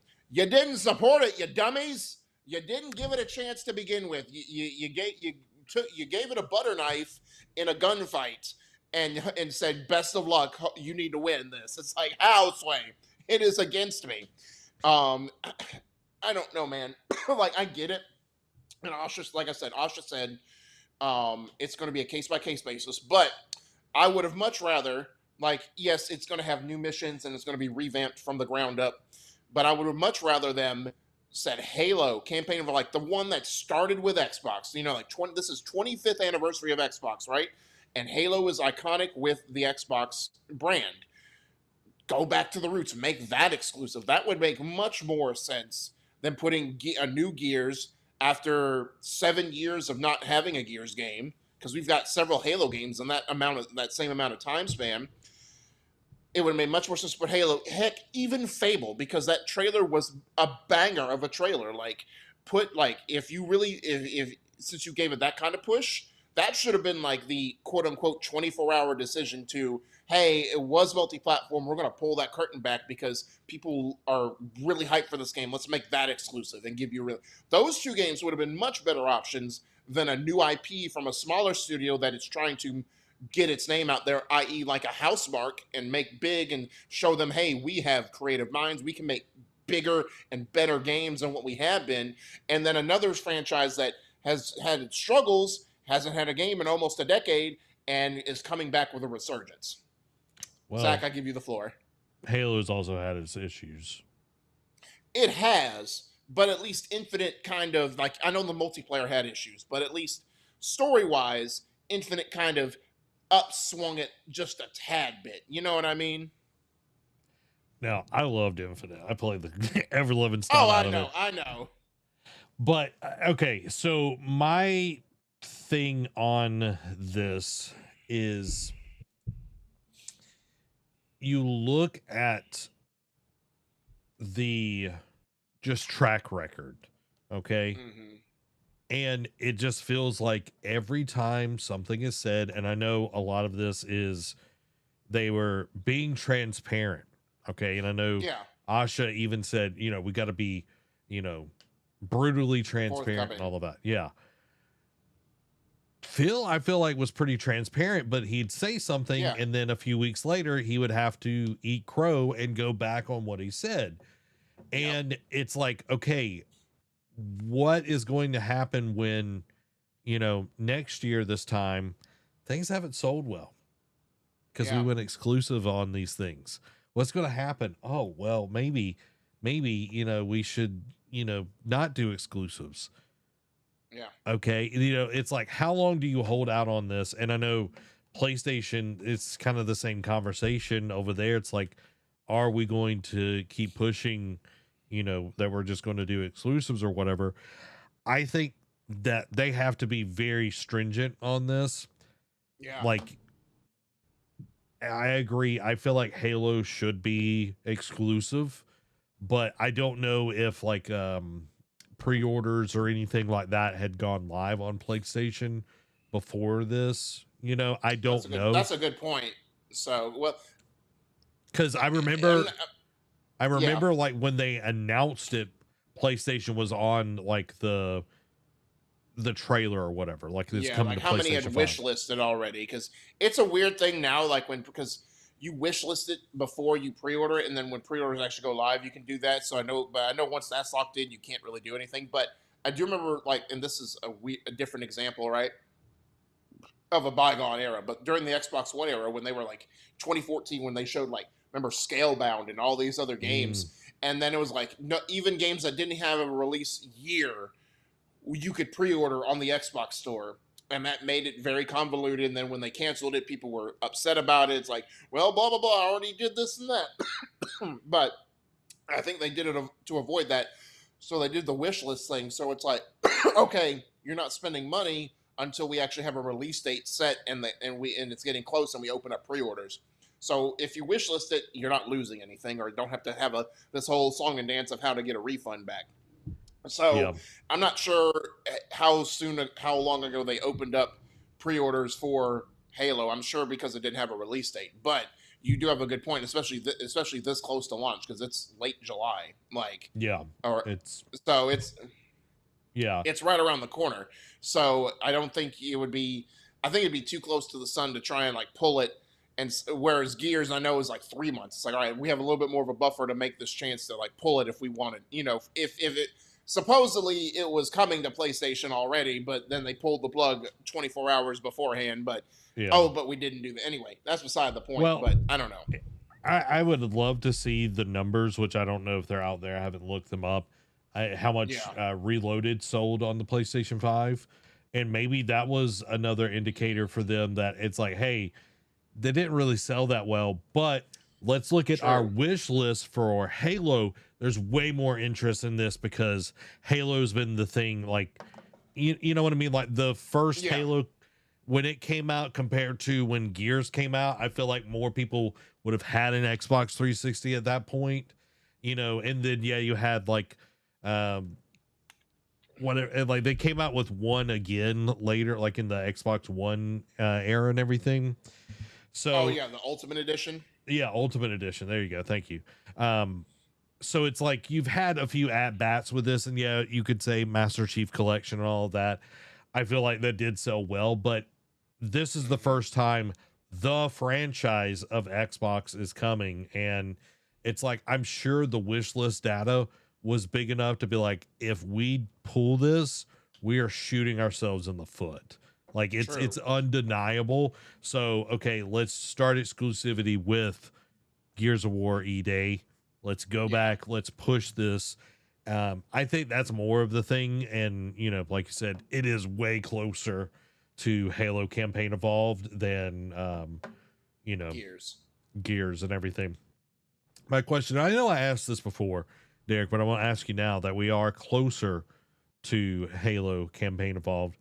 Are you playing on Xbox? Or you playing on PlayStation 5? Oh, so again, the heart goes with Xbox, but everything I'm seeing, and especially because there was a rumor going around that, like, of course, again, just like with the decision with Gears, Microsoft denied it, wants to vehemently denied it was ever a thing, but supposedly they had a trailer for the state of play for Halo Campaign Evolved running on a PS5 Pro. So what I'm kind of taking that as they want to see, oh, they're really pushing, oh, this is the first time the first ever exclusive for Xbox is coming to the competitor PlayStation.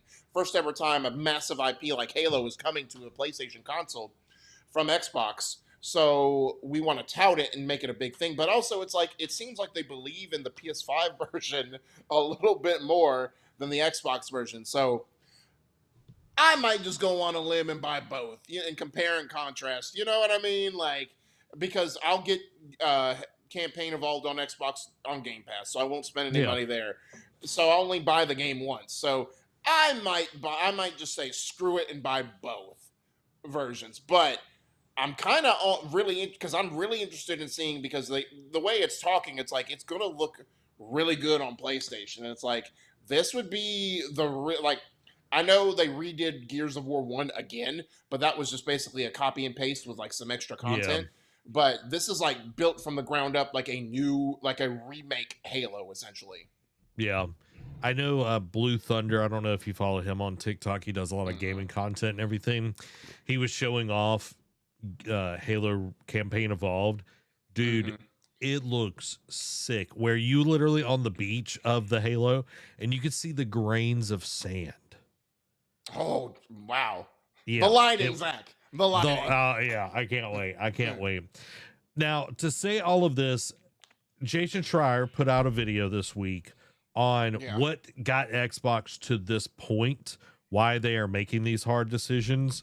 I started watching it on the other day, but I'm going to share it with everybody. That way you can check it out, because I thought it was a really great video. And if you don't know who Jason Schreier is, the Schrei guy, if you will, he is the one that literally breaks majority of the big news. When you think of the gaming news industry, you think of Jason Schreier. He is the reporter for any, especially like the dirty deeds for any big news that goes on, like any kind of controversy, any kind of, in-house disruption, like why all of a sudden the studio closed or this game canceled, like with Concord or whatever. Like, he is the one that is on the scene. He's like, I don't know if you remember this guy, Jim Cantori, for the Weather Channel. Any kind of big disastrous storm, he is there at ground level, there to report the ongoings of what's going on. Jason Schreier is the Jim Cantori of the gaming news industry. Yeah, so go check that out. It's really, really good. It's like, I don't even remember how long it is. Let me go back there and see real quick. It's like 30 minutes long, 29 minutes and 6 seconds. But he breaks down literally from Xbox One all the way through how did we get to where we are. And it was very, very interesting to just see it in a very compact way. I know 30 minutes sounds like a lot, but really, really good stuff and highly suggested. Got an hour lunch break. You can spare 30 minutes of your time. Yeah. And if you really want an Xbox Series X, go on Facebook Marketplace. Do not. And I know some people are probably screaming, don't go buy a new one. Do not pay the tax of you're getting late in the game, so you're paying almost $1,000. I'm literally looking at several. I'm talking about majority of the ones that are on Facebook Marketplace right in front of me. $300, $360, $299, $350, $300. One that has a 1 terabyte hard drive, $350. That's crazy. $250, $350. Wait, what the price should be in most retail stores by now? That's crazy. Yeah. So I highly suggest it. I've bought my Steam Deck that way. Like, always make sure that it works. Okay. Like, you need to be shown that it works and everything, but don't go pay $1,000 for one of these things. Especially don't get it shipped overseas because, I remember that joke. It's like, I got a PS4 and it's just 2 PS2s taped together. You know what I mean? Like, don't be that person who falls for it. Yeah, PlayStation 3 and a PlayStation 2 taped together. Here's your PS5. But yeah, that's your way to save several $100s of money. I don't know if you saw this or not. I don't know if it's in the quick hits. Yes, it is in the quick hits. So I won't spoil anything on the Patreon quick hits. But speaking of the Patreon quick hits, they're brought to you by our wonderful patrons. You can go over to patreon.com/nerdcave to get your very own Nerd Cave member, become part of the ship, part of the crew, help this 1.5 person business keep the lights and the mics on by getting your Nerd Cave membership at patreon.com/nerdcave. Now it's time for the Patreon quick hits. First up, some Resident Evil news. Resident Evil Requiem story DLC is reportedly launching after Resident Evil Veronica drops. Resident Evil Veronica is being headed by the duo behind the remakes of Resident Evil 2 and Resident Evil 4, two of the top remakes. So that's very, very foretelling that it's going to be a good remake. Following that, Veronica already has more than 1 million wish lists on, across all the different platforms, it looks like. Veronica producer says the remake story will be changed to fit the series' timeline, so that will include Biohazard, Village, Requiem, all that kind of stuff. And finally, Resident Evil 0 Remake reportedly rebooted mid-dev and is now being headed by Capcom Division 1. Halo Campaign Evolved will let you play the game in third-person view. Valor Mortis release date has been pushed to October 13th. Tomb Raider Legacy of Atlantis is canon to the Survivor trilogy, with Lara now in her prime. Following that, Legacy of Atlantis will utilize separate difficulty options similar to Shadow of the Tomb Raider. The Last of Us HBO series Season 3 casts Peter Sarsgaard as an original character not seen in the games. Telltale is actively looking at what we'll do next, says that there are 3 or 4 frontrunners in terms of what we'd like to do. Xbox doubles down on Gears of War E-Day exclusivity, saying it was never discussed for PS5, despite evidence pointing to otherwise. Niantic Spatial insists Pokemon Go data has not been used to train military drones. That's a wild take. Dead by Daylight is the most played horror game in history, says its developer. Following that, Art the Clown will be the latest killer in Dead by Daylight. Paramount says Star Trek Shadow Frontier is a psychological thriller sort of akin to Hellblade. Call of Duty Modern Warfare 4 campaign early access goes live a full week before the official release date. Ex-Destiny community manager says the only way to keep Bungie alive is to support Marathon. However, Marathon fails to turn things around despite launch of Season 2 and recent free week. IP expert says Nintendo may only win a $30,000 payout in Pokemon legal battle with Palworld developer Pocket Pair. A major insider says Fallout New Vegas remake rumors have merit. God of War Lao Fei release window reportedly targeting the first half of 2027, which would justify why we got a 20-minute gameplay demo during the state of play. So the fact that it could come out in the first 6 months of next year has me excited. Control Resonant is coming out in a busy month, but Remedy says we have to trust the quality of our game. Final Fantasy VII Revelation players can hit level 99, and weapons have their own dedicated narrative component. Dragon's Dogma 2 microtransactions, a word we have not talked about in a very long time, are being removed ahead of Dark Arisen release, while the base game will receive a discount. Rumor, new Ghost Recon game is struggling in development following changes made by Ubisoft management. EA launches advertising platform and that promises non-disruptive brand integration into its games. Treyarch head Mark Gordon steps down from Call of Duty studio after 22 years. Viral hide and seek paint game Mecha Chameleon reaches 2 million copies sold and promises new map. Crunchyroll Anime Island drops Dr. Stone to Fortnite, or brings Dr. Stone to Fortnite with science themed challenges and activities.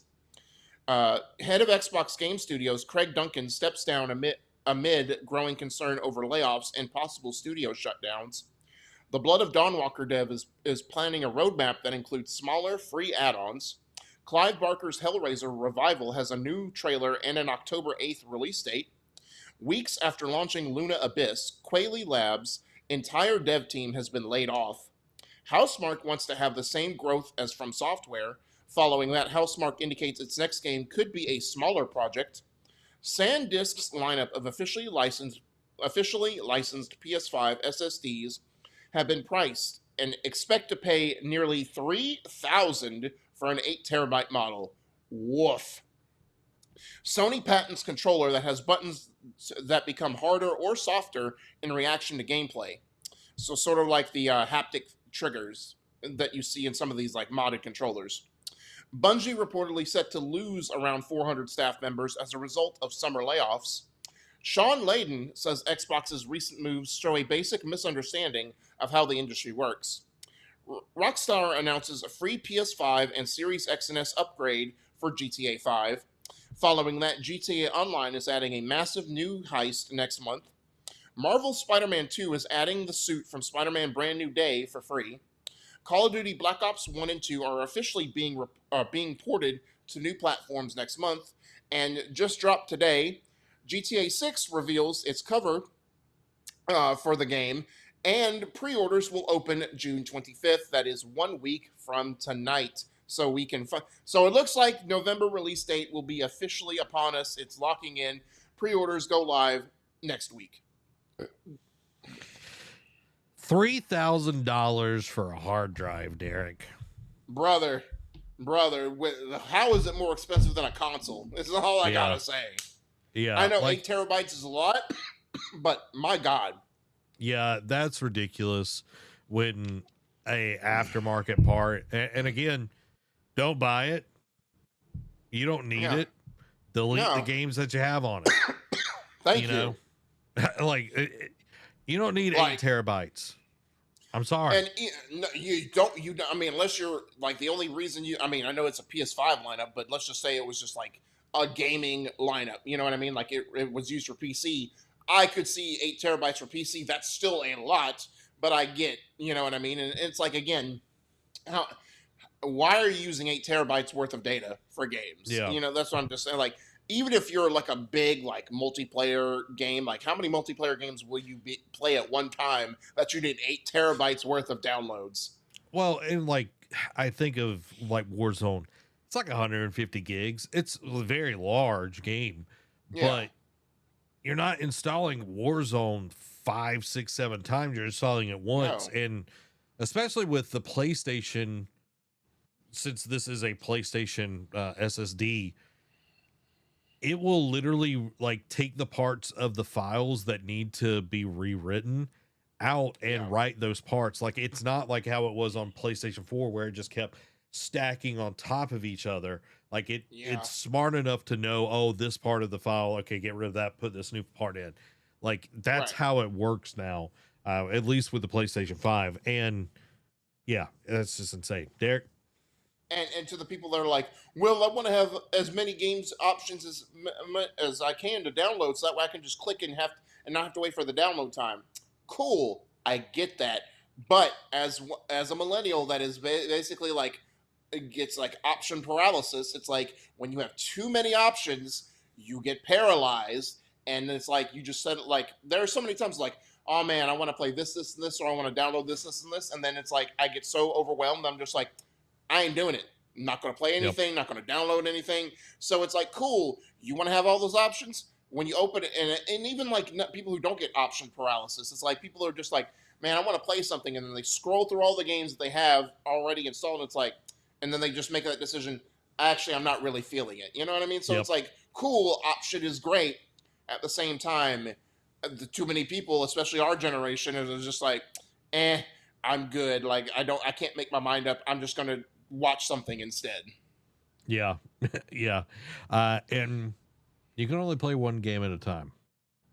Thank you. You can only play one game at a time. It's not like, like you see those like anime joke videos. It's like, oh, catching up on all the recommended anime my friend gave me. And you have like 8 laptops, 3 TVs, and you're all trying to watch it at the same time. Can't do that with video games. No matter how many screens you have, only one controller works.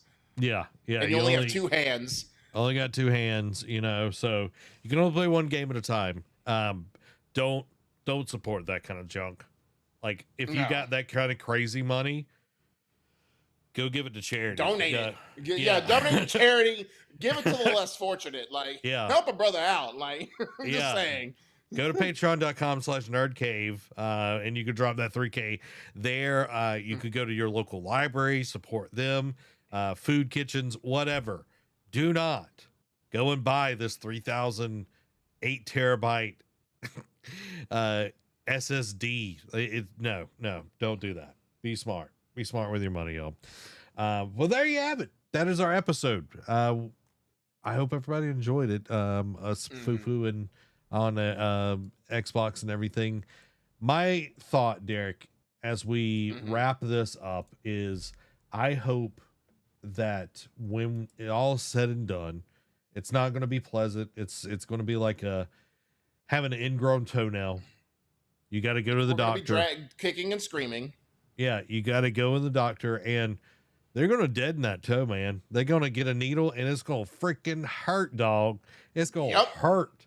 And they're going to cut into that thing. They're going to be pulling that thing out, all right? And then you're walking around. You're hobbling around. You're putting your foot in vinegar and all of that to help it heal and all of this kind of stuff. And then eventually... I have gout? Eventually... you're fine, okay? Eventually you're fine, and then you're able to do whatever you want. That's what's happening with Xbox right now. So hopefully it will get better. But yeah. Again, the theme of the night is the theme for this is it's going to get worse before it gets better. Yeah. You live long enough to become the villain. Yep. That's exactly that thought for that line was why I put the title. It's like Xbox has to become the villain before they become the hero. Well, there you have it, everybody. This has been Zach and Derek. Y'all have a blessed week. Bye-bye.